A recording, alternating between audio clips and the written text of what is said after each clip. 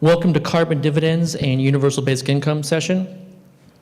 My name is Scott Santons, a member of the planning committee for this year's conference, and I'm also with Humanity Forward. And also, I've got a book available upstairs for free. Anyone can grab a copy.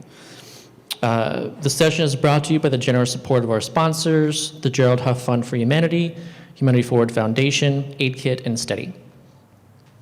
Before we begin, please be aware that the session is being recorded and will be available to view on Crowdcast after the conference. Please visit the conference website for more information. Our presenters here today will be Ghenis and Suja Shyam. Ghenis is the founder and president of the UBI Center, a think tank researching basic income policies, and the co-founder and CEO of Policy Engine, a nonprofit that builds open source software to compute the impact of public policy. He holds a BA in Operations Research from UC Berkeley and an MS in Development Economics from MIT. Suja Shyam resides in Portland, Oregon, and has been a volunteer for the Citizens Climate Lobby since 2020. She is passionate about her work with CCL because of its ability to profoundly impact our world's climate future. For her work, Suja is a dedicated small business owner. She runs an education-based investment firm called Lux Capital Investment Group, which helps everyday people to become savvy investors so they can build their financial house efficiently. Suja is also the host of the daily podcast Passive Income Unlocked, in which she interviews successful real estate investors who have often started from humble beginnings. In her free time, Suja enjoys roller skating, mountain biking, open water swimming, and spending quality time with family and friends. She is very excited about collaborations between the environmental and social movements, and is so excited to talk on this topic today. All right, so first, Max is going to start his presentation. And, oh, Suja's going to be first? Okay, all right then. Suja's going to be first, and we're going to do 30 minutes at the end with 10 minutes Q&A. Although we'll have some time in there, too, for some questions between the three of us, too. All right, thank you. Hello, good afternoon, everybody. It's really great to be here for the big, and very excited to talk about Citizens Climate Lobby and the work that we're doing with our bill. So today we're talking about the case for the Carbon Fee and Dividend, which is also known as the Energy Innovation and Carbon Dividend Act. I know it's kind of a mouthful, but we're also going to talk about how this policy fits into the basic income movement as a small form of universal basic income. Both Max and I are volunteers with the Citizens Climate Lobby. Max, as you heard, is a state coordinator for California, and I'm a 2-year member of the Portland chapter. So a little bit about CCL, the Citizens Climate Lobby. We are a nonprofit, nonpartisan, grassroots advocacy organization which is focused on national policies to address climate change. And the organization has 2 major goals. The first is to solve climate change, and the second is to empower ordinary citizens like you and like me to make that actually possible. CCL is relationship-driven, and we build consensus by building respectful relationships. So before we talk about carbon fee and dividend, I want to briefly talk about how we got to this mess that is global warming. Global temperatures have been rising since the 1800s, when humans really started ramping up the burning of fossil fuels with the Industrial Revolution, as probably most of us in this room know. When we burn fossil fuels like coal, gas, and oil, carbon dioxide, along with other greenhouse gases, are emitted into the atmosphere.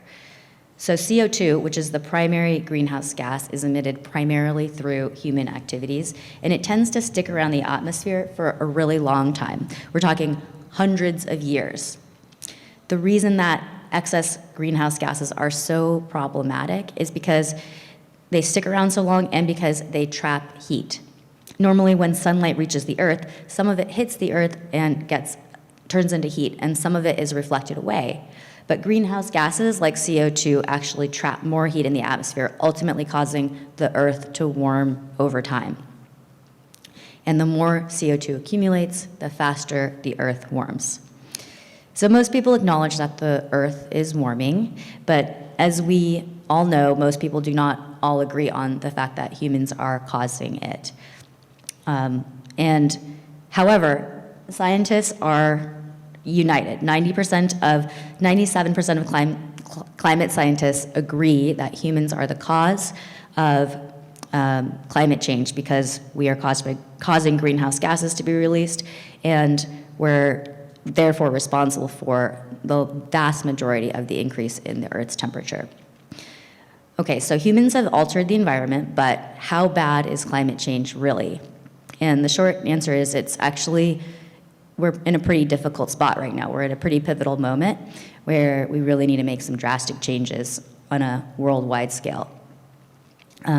So one of the most recent reports released by the Intergovernmental Panel on Climate Change, or the IPCC, it outlines some of the potential short-term and long-term impacts of continued emissions and uninterrupted climate change, and includes things like intensification of droughts and heat waves, something that is familiar to us here in Oregon. For those of us who are based in Oregon, we now brace for fire season, for example. Our fire season is getting longer every year and more severe over time.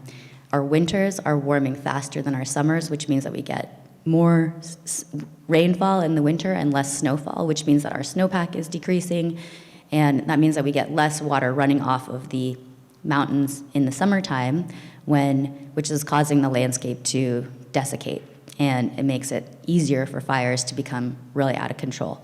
And so 2020, for those of you who were here, it was one of the most devastating fire seasons in our history, where over 1 million acres were burned, and we had multiple towns that were leveled. And it's not out of the realm of the possibility that will happen this year or next year again. So other impacts of climate change worldwide, and I know a lot of you probably know this, but just to review, there's more extreme other weather events like floods and storms, rising sea levels, which can cause coastal flooding and damaged infrastructure, which is very costly to replace and very resource intensive. Biodiversity loss, like higher extinction rates, and animal and plant species across the board are becoming extinct. We also have the ocean that is becoming acidified because when it absorbs carbon dioxide, the pH levels decrease, and that can disrupt entire marine environments and fishing industries. So another human impact of climate change is that displacement is often a consequence, and so is involuntary migration.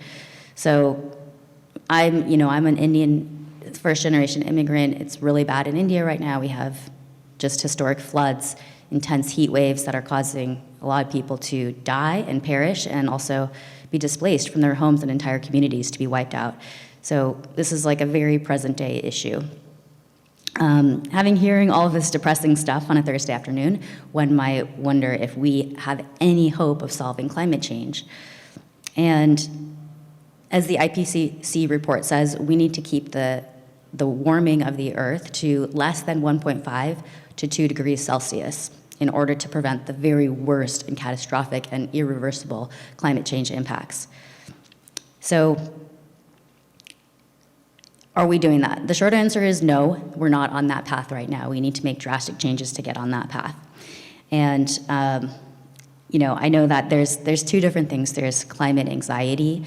It's very easy to become anxious and feel like there's no hope when it comes to our climate crisis. And there's also climate apathy, which is when one doesn't feel like it's actually something that they can solve. It's not a clear and present danger, and so we're not faced with, we're more worried about paying rent, or we haven't experienced the worst impacts of climate change, and so we have climate apathy. So these two things, climate anxiety and climate apathy, there is an antidote to them, and that's climate action. And so that's one reason why I joined CCL, is because I can take concrete steps to actually make an impact on the future of our climate. And that's why I'm so excited about CCL in general, is because the power of what the legislation that we're working on is actually so powerful that could actually reduce emissions down to zero by 2050 in the US, which would be enough to stay under that 1.5 to 2 degree Celsius increase. And the cool thing about being here is that it actually combines that amazing impact with basic income and actually putting money back in Americans' pockets. So Now, let's talk about our bill. So the cornerstone of this organization, CCL, is the Energy Innovation and Carbon Dividend Act, and it's currently called HR 2307, or the EICDA, because it's a really long name and hard for most people to remember. In the next few slides, we're going to go over just a brief overview of that so you can have a basic understanding of how it actually works and get excited as I am about how powerful the impact of it is. So first, let me talk about the impact, because that's the thing that actually helped me get really excited about joining the Citizens Climate Lobby, is that if we implement this policy, which I'm about to explain to you, we can actually decrease U.S. greenhouse gas emissions by 50% of 2005 levels to 50% of 2005 levels by 2030. So in 10 years, we could actually have a dramatic decrease. And by 2050, we could reduce our greenhouse gas emissions to zero. And I know that sounds absolutely like hard to imagine, but there are models that have been created that have helped us model out how we can actually use innovation and carbon pricing and incentives to actually make this happen through this policy.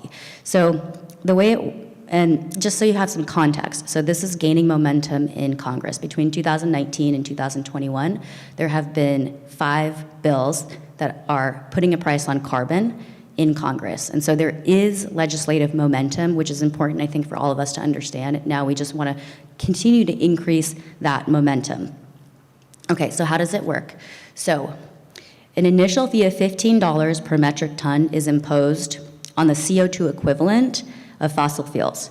So the way I think of that is when fuels are extracted, when carbon is extracted from the earth, and then someone goes to sell it, then there is a $15 per metric ton fee. That fee is then collected and it is redistributed to the American people on an equal and monthly basis. So one thing that I really like about the other thing that really compelled me about the CCL is that this legislation has bipartisan support because it appeals to Republicans and fiscal conservatives. And why is that? Because when the fee goes towards directly back to the American people, it's revenue neutral, so it doesn't contribute to a bigger government, which is something that's a big sticking point for people that we have to figure out a way to work with. And the other thing is that it is based on free market policies. So it's another reason why we can actually legislatively see a future for this bill, because it has bipartisan support. So what's going to happen? First it's $15, and then it's going to increase by $10 every year for 10 years. And what I like about this is that it doesn't shock the economy. You know, when COVID-19 happened and the economy got shut down, it was a huge shock and caused a lot of problems for a lot of people. But this stair steps it, and it also allows companies to, like energy companies and other companies who are, auto companies and airline companies, they're going to know that the cost of carbon is going to keep increasing, and so it allows them to invest in R&D and actually invest in these technologies, which they know there'll be a market for later on. And so that's another part that appeals to people on both sides of the aisles, is this innovation that's spurred by the free market. And, honestly, like growing up in my generation, we've had such a divided Congress for so much of my adult life that any policy that has, from my perspective, that has a chance of getting passed, and it has bipartisan appeal, is something that is really worth pursuing and bringing to light. So every American will get an amount, and it will, because the price of carbon is going up over the course of 10 years, then the amount of the dividend will also go up over the course of 10 years, and then it'll actually go down again, which Max will talk about. But it is, and he'll also talk about, how even the size of the dividend that we're talking about can actually make a big impact on families. So one thing to note, under this policy, about 2/3 of Americans will receive more in dividends than they will pay in higher prices. And that's because lower income folks usually are burning less fossil fuels. They're less resource intensive, they have smaller houses, they don't travel as much, and so they are going to be getting more back than they're spending, for the most part, on increased fuel costs, et cetera. And there's also this border adjustment, which is an important point. It just basically, we have a border adjustment so that any products that are exported will get a refund for the carbon fee that they paid in the US. And what that does is it just incentivizes US companies to stay in the United States rather than export their CO2 emissions. Okay, so now that we have a basic understanding of how the policy works, which if there's any questions, we can definitely address those at the end. But we're going to talk about the benefits. So the 4 big benefits we're going to talk about are reducing carbon emissions to net zero by 2050, which will allow us to help do our part to keep the world's temperature underneath that 1.5 to 2 degree Celsius increase. We're also going to talk about how it improves the health of Americans by reducing air pollution, which is actually really has a strong impact on a lot of low-income people. And we're also going to talk about how it creates affordable, clean energy jobs and puts more money in Americans' pockets, of course, which is why we're all here today. So first, let's talk about the emissions reductions. The Energy Innovation Act and Carbon Dividend, Energy Innovation Carbon Dividend Act is the single most powerful policy that we have on the table to actually reduce emissions. There's a lot of things that people are talking about, Green New Deal, there's Clean Electricity Payment Program. All of these things, they're great things, but the Energy Innovation and Carbon Dividend Act is far more powerful in terms of actually keeping us to that 1.52 degree limit. And so that's why I get so excited about it. So I know we've already talked about that. So now go to the next one, which is we're going to improve our health by reducing air pollution.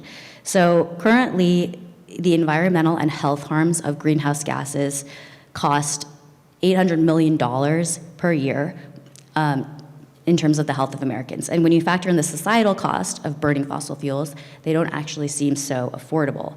And today, 350,000 lives are lost each year to air pollution, and most of those people are low-income people. So cutting carbon emissions through the Carbon Fee and Dividend Act can actually save 4.5 million American lives over the next 50 years, many of them being lives of lower-income folks. Okay, what about jobs? So America leads the world with technology innovation. We're still leading so far. And the government with this policy will set the direction, and then businesses will respond. So this is why it's so important to have effective government, because we can actually influence the course that companies take. And so businesses will respond in order to provide energy with less carbon. And therefore, as they start investing in these technologies more and more because they're incentivized to do so, then that will provide abundant, affordable, clean energy and also a whole new set of jobs that are based in clean energy. Okay, and then the last one is putting money in Americans' pockets, right? So this is actually really cool because it's one of the, as I understand it, one of the best ways that we currently have on the table to actually get some form of universal basic income going. And so this would serve as a small form of UBI through monthly dividends, and it would start small and increase over time. And at the beginning, it would be about $16 to $24 per month per adult, and that would increase over time. And so we actually have a calculator. If you're curious to know what yours are, we can share that with you. And the cool thing is this also can be easily set up through our existing systems, through direct ACH. So administratively, there's obviously some gaps that we need to fill, but administratively, overall, it'd be very easy to implement. So Max is now going to go on to explain more about the UBI and carbon dividend and how it can have a significant impact on reducing poverty. Awesome. Thank you, Suja, and great to be here, everyone. My name is Max Ghenis. I am a state coordinator for Citizens Climate Lobby, but I primarily work at the UBI Center and Policy Engine. So I'm going to talk a bit about some of our research that quantifies the poverty impacts of carbon dividends. So overall, I'll start by just connecting carbon dividends to UBI. some of our research on carbon dividends and poverty, and we probably won't have time for Policy Engine UK, but I will just let you know that we actually have a carbon dividend modeled in our web app on the UK side. It's going to come to the US, so stay tuned for that. All right. So first of all, I mean, Suja talked about this, but I just want to reinforce that this is extremely effective climate policy. $20 per ton carbon tax, which is kind of at the low end of what you might expect we could do, actually cuts cumulative emissions through 2030 more than the entire Build Back Better Act. So that had tons of different provisions. It cost hundreds of billions of dollars per year. But just because ending the free ability for polluters to pollute carbon emissions really makes a big difference because it goes throughout the entire economy, and it really ramps up over time as well. So, and the EICDA is actually really the only feasible legislation, I would say, in Congress for permanent, truly universal monthly checks. If you compare it to some other policies that are out there, there are carbon pricing policies, Save Our Future Act, for example. There was a CTC expansion. There's a number of policies from politicians like Andrew Yang, which really get us quite close, and of course a lot of discussion of pilots at this conference. But the EICDA is the only one that hits all the categories I'd consider for really getting us toward the UBI. It hits all age groups. There's no income limit. There's no lottery to get into it, and it's monthly. And the payment will actually rise pretty quickly over the first decade. So it would start off pretty slow, roughly $20 per month per person. But as the price increases over time, that's actually going to hit about $100 per month per person by 2035. And at that point, it starts to phase off. But I think if you have a decade of rising payments, I'd find it very unlikely that that's just going to go away after that decade's up. So you could easily envision supplementing it with some other funding source after it peaks. It definitely is very progressive, and I think it demonstrates the progressivity of UBI overall. You can almost fund UBI with anything, and it's going to be progressive because almost anything that you tax is going to be borne more by rich people on a dollar basis than by poor people. So here you can kind of see how the net impact is quite positive for the bottom quintile. It's then positive for the second and third, and it's roughly even for the fourth, and then the top quintile is really paying a lot more in the carbon tax than they are getting back in the dividend. Here's another way of looking at it. Essentially, 96% of the bottom quintile would benefit on a net basis as a result of the policy. They're also quite popular. So carbon dividends, we've put together a spreadsheet of all the different policy or polls out there on carbon dividends. The most recent one shows plus 51. So 51% of people more support than oppose carbon dividends. And UBI is actually underwater from the latest poll.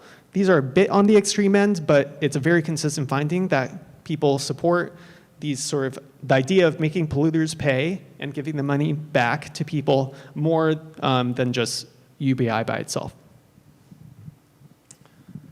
Finally, EICDA is really a very large cash transfer program. So even in the first 5 years, it's more dollars paid out to the public than the entire child tax credit expansion from the American Families Plan. And then again, you compare it against pilots or smaller scale programs, it's just not even close. And then you extend it to 2050, you're looking at a 10x increase over the child tax credit expansion. Okay, and here, just a few caveats here. I think we can skip those. Essentially, we can jump now to the study. If you go back to the previous slide and just clink, whoop, one more, nope. Keep going, forward, forward, forward, forward, forward. Okay, can you click that thing at the bottom? Thanks. Yeah, so this is the study. You can go to ubicenter.org/US carbon dividend. And this has some interactive charts that I can show.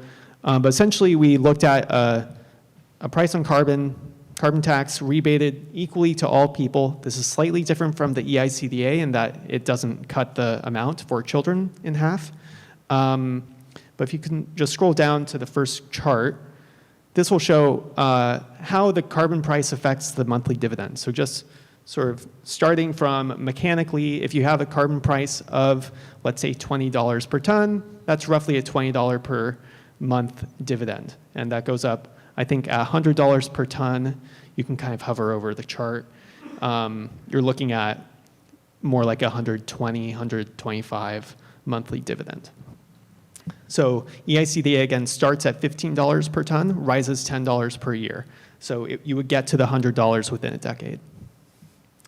Scroll down. And here's the crux of it. So as you increase the carbon price, that's what we're seeing on the x-axis here, the poverty impact just continues to grow essentially linearly. So for every $10 per ton carbon price, you're roughly cutting the poverty rate by 1%. And that means within a decade, you're up to that $100 per ton carbon price. That's cutting poverty 10%. And deep poverty even more. So deep poverty is a share of people below half the poverty line. That's going down 12% once you hit $100 per ton carbon price. And we can also see how this affects poverty by age. So we know from empirical research that child poverty is just extremely detrimental to child development. And this policy would actually have stronger impacts on child poverty than overall poverty. And you cross that with the stronger impacts on deep poverty, and you're looking at $100 per ton carbon price cutting deep child poverty by 27% nationwide. So we could have that in a decade, right? And finally, we split this out by state.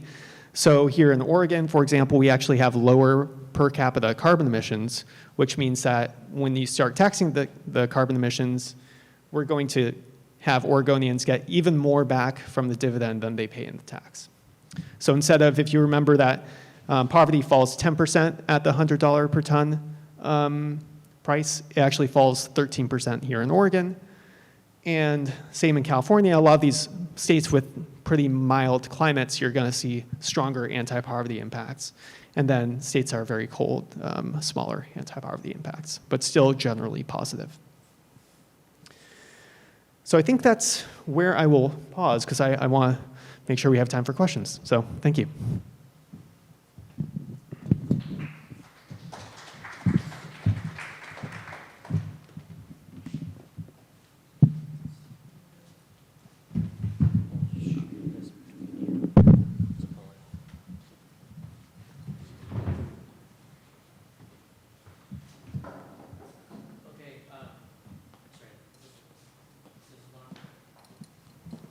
Great. Okay, thanks. Yeah, does anybody have any questions right now? And if you do, just go ahead and go up to the mic.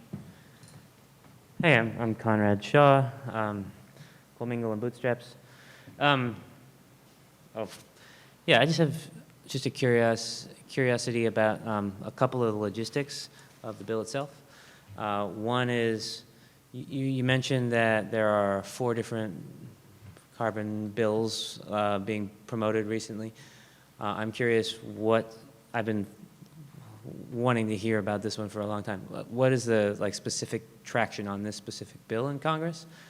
And the other is much more specific. Is the fee assessed at the extraction from the ground, or is it tried to be assessed at sale points? I'll take.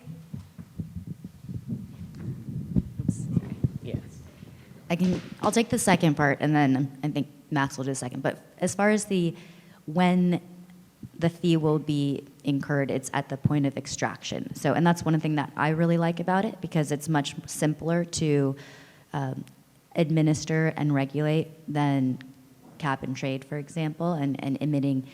Taxing it at the source or at any point of sale. But it is actually technically when it is sold, but it's when the extractors are going to sell it. So just to clarify, does that kind of confuse me? Like with plastic pollution. Could you go back into the mic, just so the people at home could hear? Like with plastic pollution, that's hard to, people think of carbon emissions from your cars and things or gasoline. A lot of people don't think of plastics as a petroleum problem or fossil fuel problem as much. So if it was at the point of the fracked gas or oil coming out of the ground that it was specifically charged, per metric ton, then I think you would capture all of that. Is this going to address that? Yeah, because when the plastic producers are purchasing the fossil fuels that they need to produce the plastic, then the tax will be incurred. Maybe Max, you can clarify that. But Yeah, I think it is the petroleum that would power the plastic production. It gets taxed at the petroleum extraction layer. Or at the border, if there's high carbon intensity imports, then those get taxed as well. But this is a lot less intensive than trying to do it at every part of the production chain. And does it also include fracked gas? Yeah, I think it's really all the energy providers. At a certain point, you can't get below a certain threshold of how tractable it is to tax for very small. This is mostly on the import side, but if it's just pens and they're very low carbon intensity, but they were used, fracked gas was part of the production for that, you might miss some of that. But I think I remember seeing something like 80-90% of the actual emissions would be subject to the carbon tax. And we can always kind of have better monitoring and enforcement over time to make that a higher share. And then to the first question, there are, I think, 96 co-sponsors on this bill right now, and it is not currently bipartisan. The last year's version was bipartisan. They had one Republican on board, and then that person retired from Congress. But you see, compared to the other bills, so this is just in the House, there's a bill called the Save Our Futures Act, which is in the Senate. So Sheldon Whitehouse is leading that charge. And that's also just Democrats, but it's not a universal payment. It's a quarterly payment that's means tested. So this has more support in terms of total co-sponsors than that does. And there was talks in the Build Back Better Act of having a carbon price, and it seems like Joe Manchin was really the only holdout in the Senate. So this, I think, is more tractable than people typically think. Yeah. Yep. Is there any other questions right now? So look at this. This is perfect height for me. My question is the tax incidence on poor people and on high energy using states that experience long winters, especially with climate change, it's even worse. So it sounds like what you've done is you said, well, okay, poor people use less energy. Overall, they consume less than wealthier households. Maybe they have, I don't know, fewer PlayStations. Do people still play PlayStation? Whatever it may be, less energy usage. And so net, they're getting a positive. So yes, they're going to pay a higher energy bill, but they're going to get a little bit more money. Or they're going to get the same amount of money, but they're going to get basically the sum is that they get more. Versus it'll be a net negative for richer households that are high energy users. Is that the idea? And why not design the policy such that it's corrective for the the different households? Because what you're doing is creating ultimately kind of a regressive model because of the way that the companies are just going to defer the tax onto the consumer.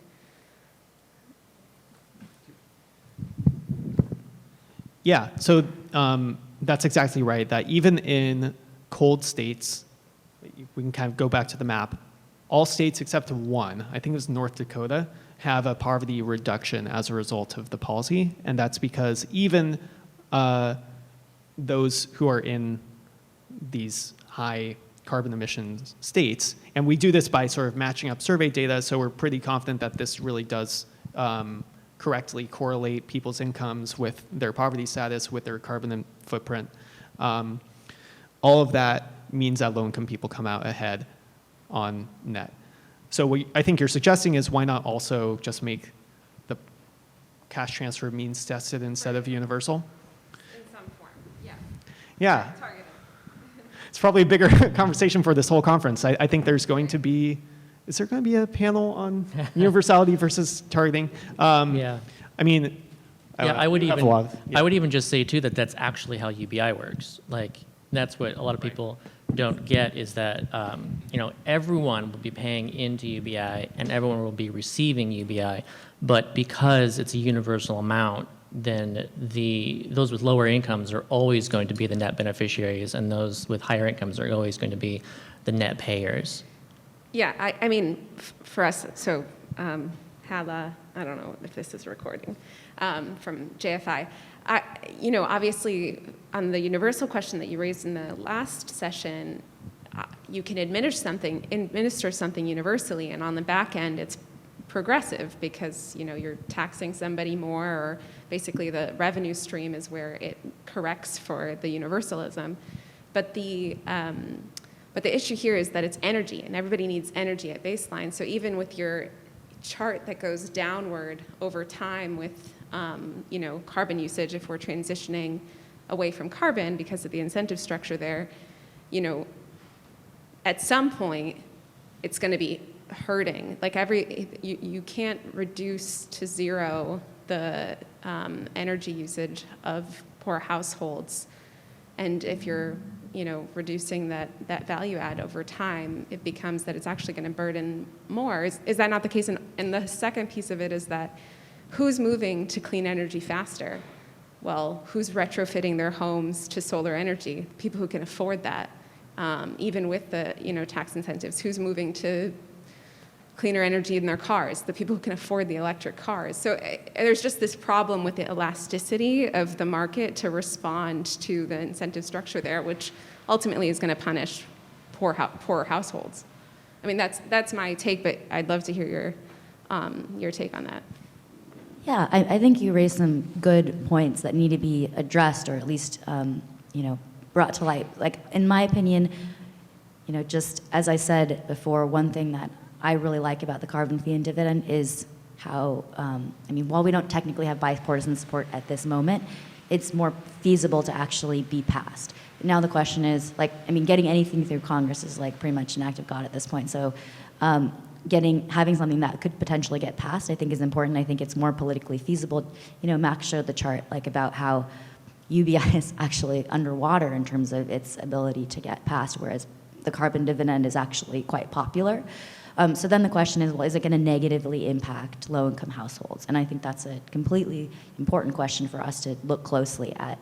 And one thing I'm not sure that is clear is so wealthier people tend to have bigger houses, and they tend, which is, that's obviously the biggest source of consuming energy. And so that's one big reason why they're going to be sort of taxed more. And you raised some good points about who can afford solar energy. I'm not totally, maybe Max knows more about that, but I think that overall, when you look at the broad picture, and it's sort of hard to believe, and I think Max could probably go do a deep dive on his studies about those charts and how actually poverty gets reduced. But when you actually look at it from a broad picture, that's what the models show. Right. We're actually already 5 minutes over time. I would love to talk about this for a lot longer because I think there's so many good questions, so much good discussion to have. But we're gonna have to end it here for now, and maybe we can, approach each other during our times for chatting and stuff and happy hour and whatnot to talk about more of this. But yeah, thank you all for attending. And so just as a closing note, we invite everyone to join us later today for a cocktail hour at 5:30 in the main room, which will be followed by an exclusive sneak peek of the film Storming Caesar's Palace. The filmmakers will be in attendance to talk about the film and take audience questions. Please enjoy the rest of the conference. And time for a break.